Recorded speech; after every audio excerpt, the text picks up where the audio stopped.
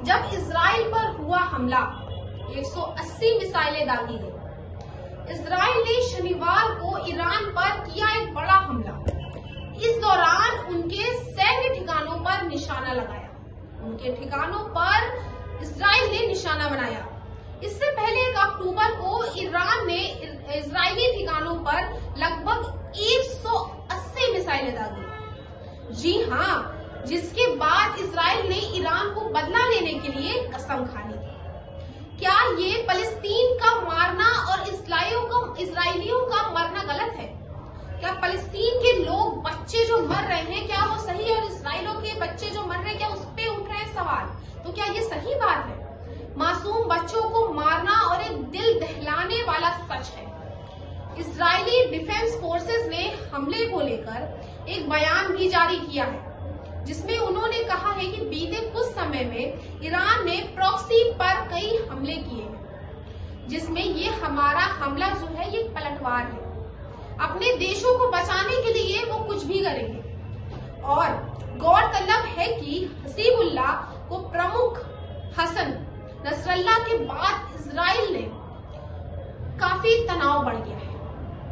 जितने भी ये विवाद हो रहे हैं, मतलब ये है कि हिजबुल्लाह प्रमुख हसन नसरल्लाह के बाद ईरान और इजराइल में तनाव काफी बढ़ गया है।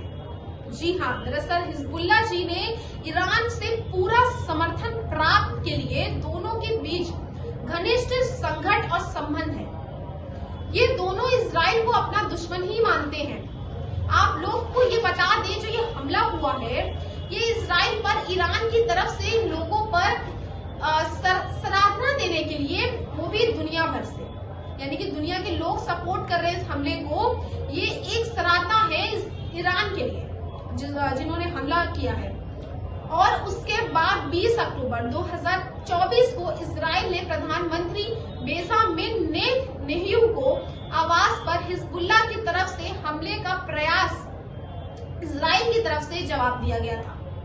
इजराइल ने सेना ने बेरूत पर बम बरसाए।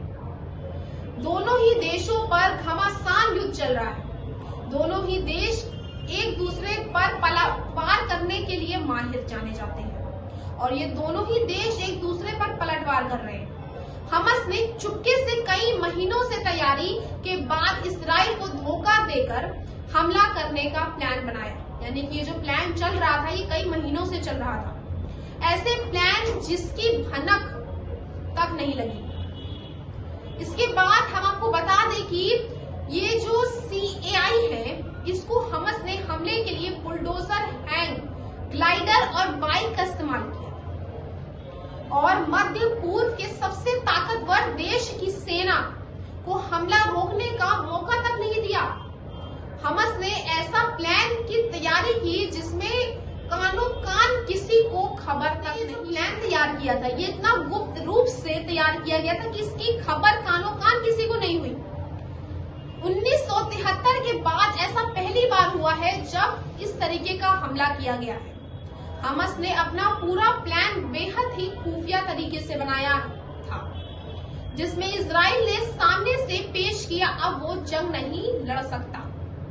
इसी बात पर इजराइल ने भरोसा भी कर लिया।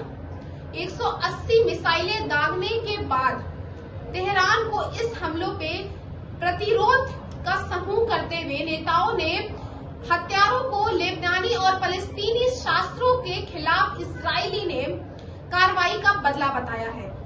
इसके बाद इजराइल के प्रधानमंत्री बेंजामिन नेतन्याहू ने चेतावनी दी कि ईरान ने बड़ी गलती कर दी है और जब कार्रवाई का संकल्प ले लिया है।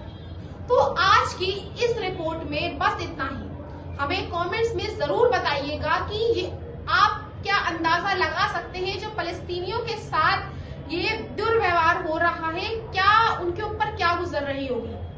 और हम ये भी उम्मीद करते हैं कि ये जो लड़ाई चल रही है ये जल्द से जल्द खत्म की जाए और इस एक बार फिर फलस्तीनी खिल उठे। तो ऐसे ही शानदार रिपोर्ट्स के लिए हमारे channel Hind today news TV को सब्सक्राइब करिएगा और हमारे साथ जुड़े रहिएगा ऐसे ही और खबरों के लिए।